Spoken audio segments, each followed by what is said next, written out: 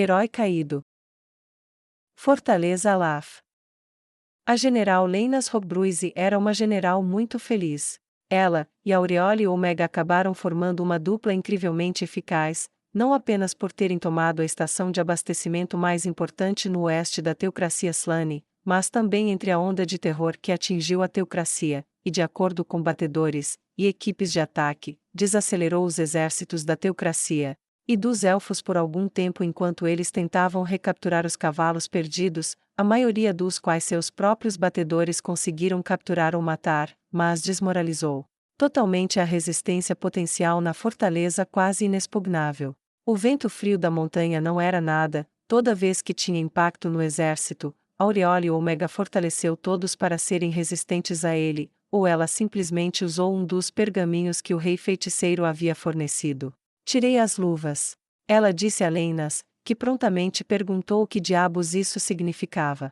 É uma expressão do primeiro mundo. Pelo que entendi, os deuses costumavam lutar entre si por diversão, e usavam luvas de proteção místicas para não destruir um mundo enquanto lutavam, mas quando as luvas caíam isso significava que eles estavam lutando seriamente. A admiração que Leinas sentia pelos seres supremos redobrou com a explicação. Às vezes ela usava o controle climático para manter a área da fortaleza aquecida enquanto o exterior estava frio. Parecia final da primavera ou início do verão, mas então alguém se aventuraria além das muralhas, e teria o frio do inverno, de uma montanha no outono. O resultado final foi que a grande população da teocracia que residia lá foi total e completamente intimidada. As forças demi-humanas, humanas e mortas-vivas sob seu comando provaram ser uma visão intimidadora, mas ao mesmo tempo ainda havia trabalho a ser feito. Ela pagou aqueles que trabalharam, e não pagou nada àqueles que nada fizeram. Durante as primeiras 3 semanas ou mais, as pessoas gritaram e vociferaram sobre a retribuição da teocracia Slane, mas como alguém invocando a ira dos deuses, quando nenhum deus respondeu, eles foram rapidamente ignorados. Os poucos escravos que trabalhavam na fortaleza foram imediatamente libertados, e a maioria se ofereceu para se juntar aos ocupantes. Eles provaram ser especialmente úteis na identificação de pessoas que seriam um problema, e potenciais líderes de uma resistência interna foram rapidamente presos. Quando um deles perguntou incrédulo: "Como você soube que deveria me procurar?" Leinas ergueu um exemplar do Livro da Justiça Negra, e disse: "Se você deseja saber quantos inimigos você tem, primeiro deve contar seus escravos." Sua boca se tornou bastante parecida com um peixe abrindo e fechando sem palavras até que ele caiu em sua cela, colocou as mãos na cabeça, olhou para o chão, e balançou para frente e para trás como uma concha quebrada e derrotada que percebeu que havia se desfeito.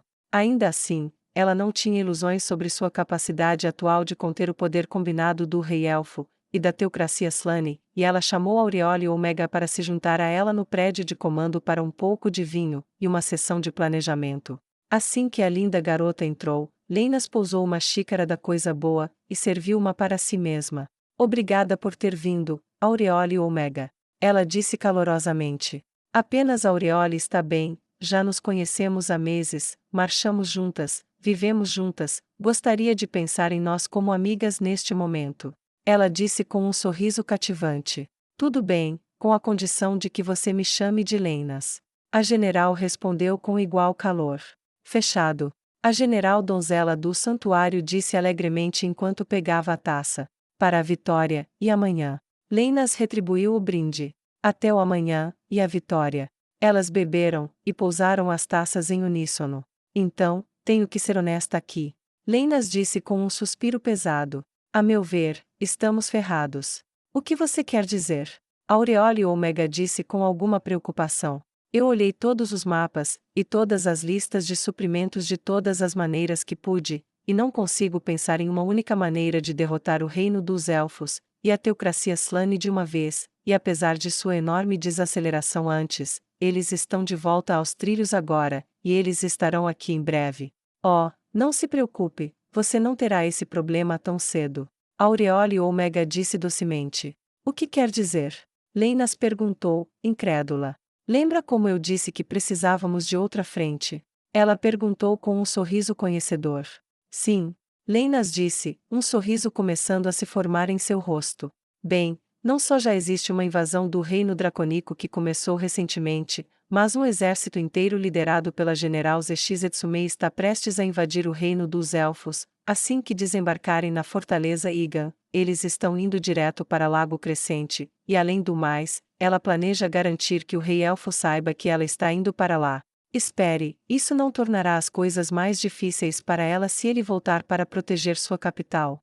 Leinas perguntou. Claro, mas isso reduz o exército que temos que enfrentar, cerca de metade, e podemos atacá-lo até o fim com um número pequeno, pelo menos. Então, em breve será apenas a teocracia Slane. Ela disse. Ok, isso é ótimo, mas ainda estaremos em desvantagem numérica muitas vezes. Leinas disse. Não temos muito mais de 10.000, mesmo fortificados, eles podem nos cercar, e escalar as muralhas, e pronto. Não podemos defender em todos os lugares. Ela disse balançando a cabeça. Não estaremos por muito tempo. Aureole Omega disse com um sorriso ainda maior. Por quê? O que mais dizia a última comunicação? Leinas perguntou, um sorriso agora estava largo em seu rosto. Bem, Sua Majestade foi para o Império sob a Pedra, e enviou pessoas para as planícies dos Elfos Negros, e tanto o general Zariuzu quanto o rei Zanak quase completaram a retomada de Reestize, eles se juntarão a nós em breve. Ela disse. Junte-se a nós em breve, não há uma cordilheira entre eles, e nós? Ela perguntou. E o Império sob a Pedra, e os Elfos Negros? Ela perguntou. Bem, meu mestre enviou Gargantua, ele vai ter parte da montanha removida, ele provavelmente já começou. A última vez que ouvi falar deles foi no dia em que Gargantua foi despachado, mas em breve teremos milhares de anões negros, elfos negros, e soldados furiosos de Reestize marchando para se juntar a nós, se não conseguirem chegar a tempo por meios convencionais, como diz nosso mestre. Sem as luvas, e ele está incrivelmente zangado, ele simplesmente os encaminhará para nós.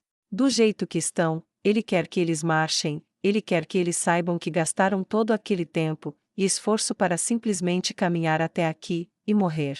A futilidade abjeta de tudo isso será esfregada em seus rostos para puni-los por tudo, antes ele tira toda a esperança de vitória, e com ela, suas vidas. Ela disse com ousadia e orgulho. Apesar de todos os seus melhores esforços, eles não conseguirão nada além de desespero. Ela concluiu com um sorriso caloroso para General Leinas Rockbruise. Leinas deixou a boca aberta. Verdadeiramente ele é grande, terrível, nobre e sábio. Estou do lado vencedor, disso não tenho dúvidas, e posso, pelo menos uma vez, relaxar. Ela soltou um suspiro pesado. Quer comemorar isso com outra taça de vinho? Ela disse enquanto olhava para baixo, torcendo as mãos que ainda estavam em seu colo. Auréola Omega perguntou. Pode apostar que sim, Auréola. Leinas disse, e pegou a garrafa com um sorriso e um rosto radiante. Reino Sagrado do Sul. Então estava fugindo, assim como seus irmãos, o engano que Gustave Montaigne havia conseguido tinha feito exatamente o que deveria, agora ele, e um punhado de seus soldados estavam em retirada total de todo o poder dos nobres sulistas restantes que haviam levantado todas suas tropas, e sob a liderança dos mais poderosos membros das Escrituras Negras, e das Escrituras do Holocausto. Eles estavam tendo grande sucesso em seu jogo de gato e rato. Gustavo alcançou então enquanto sua parte do exército começava a correr em direção às árvores. Eles estavam em menor número, mais de 10 para 1, mas com pequenas forças se separando por toda parte para enganar a teocracia Slane, e os nobres aliados do sul que eram leais a Straca. Isso criou um jogo desesperado de predador e presa. Alguns bandos já haviam sido aniquilados, contra isso, nada que Gustave tivesse poderia vencer em uma luta aberta, e os especialistas em operações secretas conseguiam se superar na maioria das vezes. Bem, está perto do fim para nós, não é? Então disse enquanto as elites das Escrituras Negras se aproximavam cada vez mais. Gustavo olhou por cima do ombro. Se as coisas continuassem como estavam, seria assim. Ele olhou para então, o vampiro, e sua família haviam se tornado bons amigos ao longo de tudo isso, e havia outros também. Eles fizeram tanto com tão pouco em uma missão onde ele era o único que realmente merecia morrer. Ele esperava lutar outro dia, e olhou calmamente para então.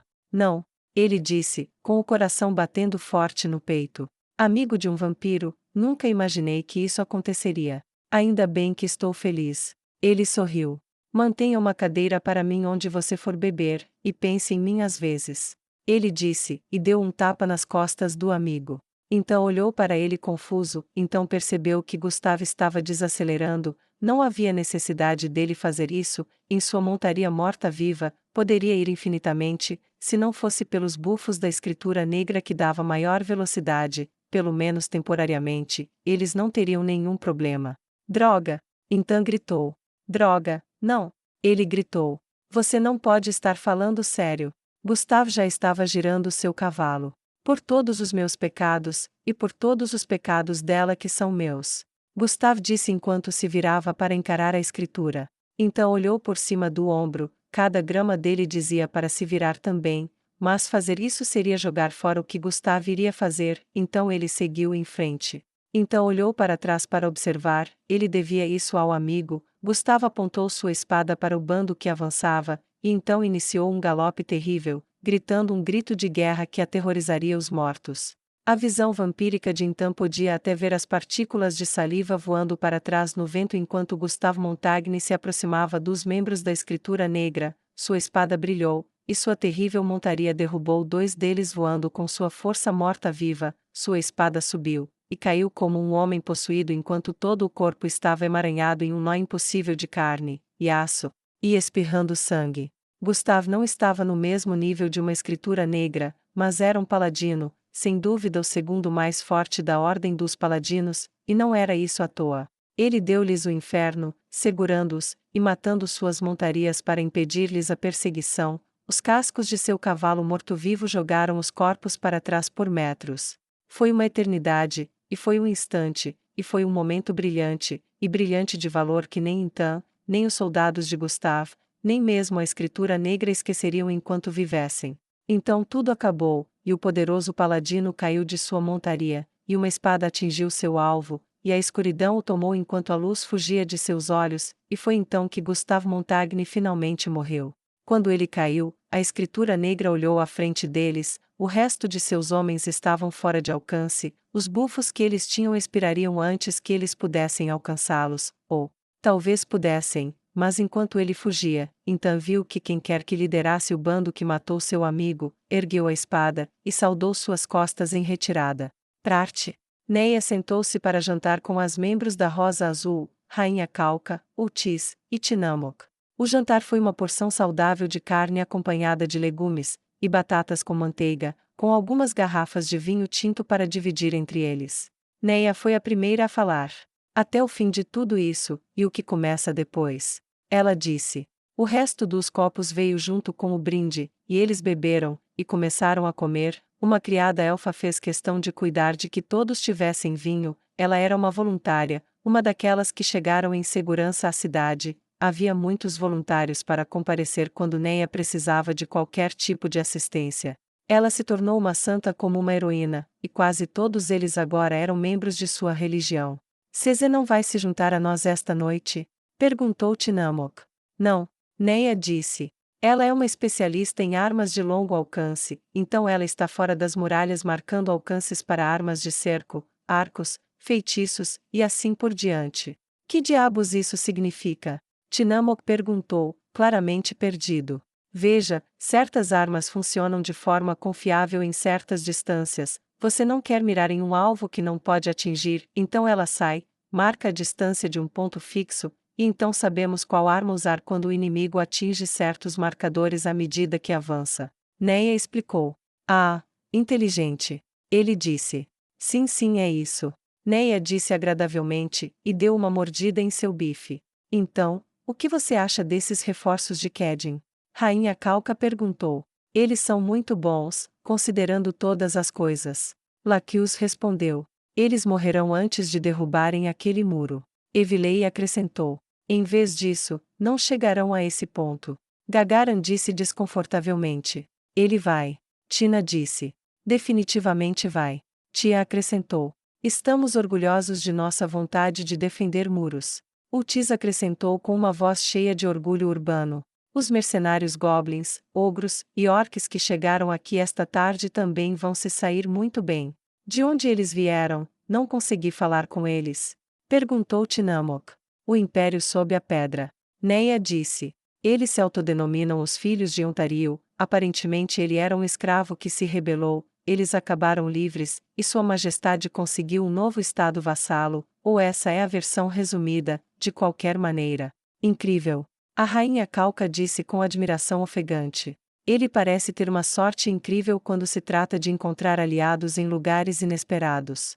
Melhor que a minha. Neia disse, e lutou contra a raiva ao se lembrar de Sudaj, que ela esperava estar sofrendo muito agora. Kauka ficou quieta ao se lembrar de ter observado aquele momento privado entre ela e o rei feiticeiro.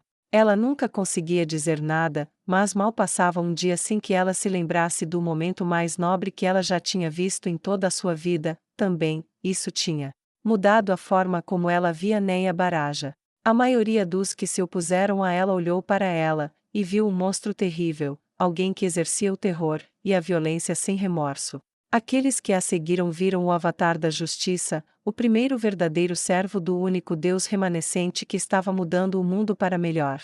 Skana, pelo pouco que Kauka sabia, havia como uma pessoa amada, como uma amante. Mas para ela mesma, para Kauka, ela olhou para a Papa, e viu uma massa de dor desesperada, e um desejo de que as coisas melhorassem. Ela viu uma mulher submetida ao horror, que se tornou ela mesma um horror para sobreviver, e vencer para que ela poderia, por sua vez, acabar com o horror.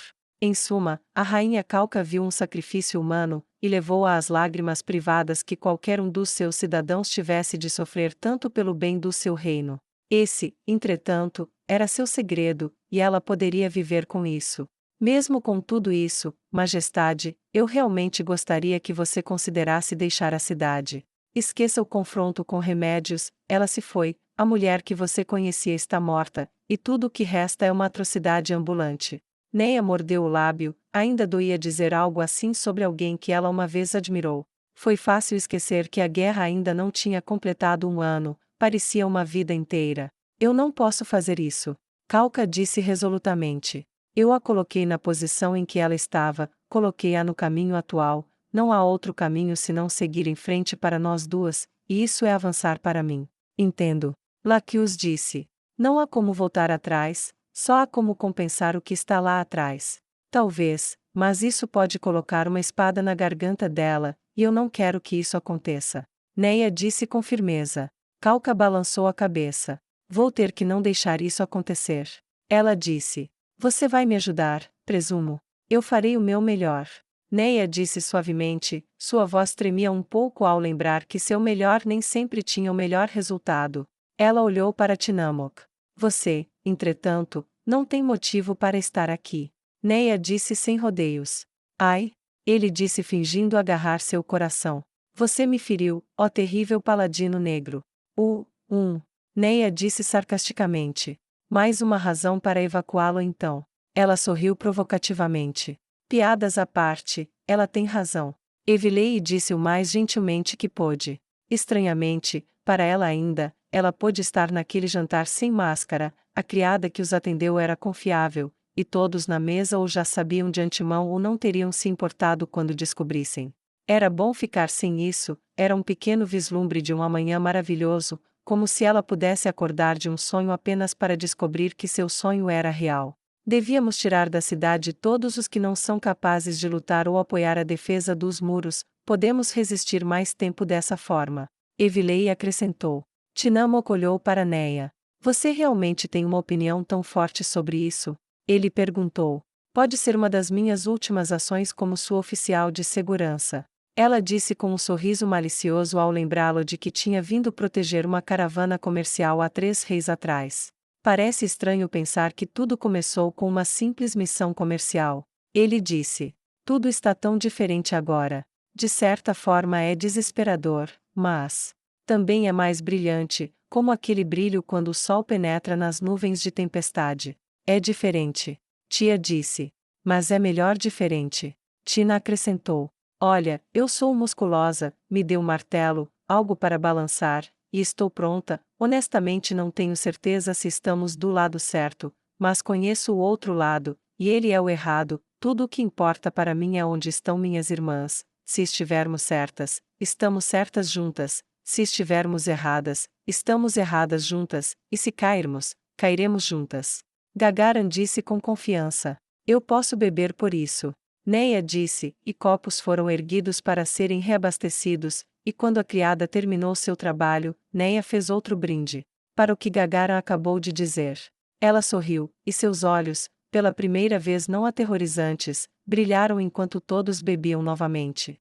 Se você realmente acha que é melhor eu sair da cidade, junto com qualquer outra pessoa, eu farei isso.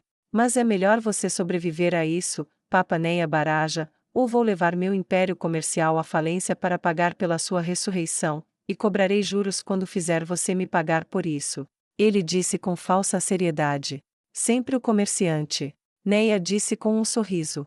Com certeza. Ele disse. Então, há alguma outra maneira de atrasar a chegada deles? Lacus perguntou séria. Os mineiros de sangue e vine sobreviventes começaram a voltar para a cidade. Se não fizermos mais nada, remédios, e seu povo provavelmente chegarão amanhã, e cada hora que compramos é mais uma hora para fazer flechas, e preparar nosso povo para o combate. Há uma coisa. Calca disse. Sim? Gagarin perguntou. Marcamos uma reunião, sob uma bandeira de trégua. Ela vai parar para mim pelo menos, eu tinha planejado confrontá-la, mas... Bem, em vez da segurança das paredes, vamos marcar uma reunião aberta. Se enviarmos um sacerdote dos deuses antigos, ele deve estar seguro, e ela deverá pelo menos ouvir o que temos a dizer. A rainha Calca disse razoavelmente. Pode não ser muito, mas dado o tempo que leva para tudo, mesmo que eu a atrase apenas algumas horas, talvez possamos ficar conversando até a noite, isso vai ganhar mais uma noite, e parte do dia antes que eles possam retomar. Não é? Ela perguntou melancolicamente. Houve olhares ao redor da mesa, ninguém tinha certeza de nada. É perigoso. Ultis disse em dúvida. Jaldabal também. Rainha Calca disse. Sim. E ele matou você. Tia disse. Tia. Tina disse suavemente. Desculpe. Tia se desculpou, e olhou para a mesa. Olha, este é o meu reino, esse é o meu povo lá fora, e este é, bem, principalmente, o meu povo aqui, e eles estão prestes a se matar. Quero o mínimo possível de perdas de vidas, meu país já sofreu o suficiente por 100 gerações, não me atrapalhe nisso, eu sairei daquelas muralhas sozinha se for necessário. Ela olhou em volta, e seu rosto estava resoluto como pedra. Se eu perecer, pereço, mas não morrerei sem antes ter feito a coisa certa. Minha falha em governar bem me levou a tanto sofrimento, mesmo antes de Jaldabalt, vejo meus pecados toda vez que ando pelas ruas, e vejo pelas orelhas decepadas dos elfos de Vemark, ouço falar dos meus pecados, toda vez que ouço que alguém viu remédios queimar outra pessoa. Fazer tudo isso direito é impossível. Não vou nem fingir que isso pode ser feito.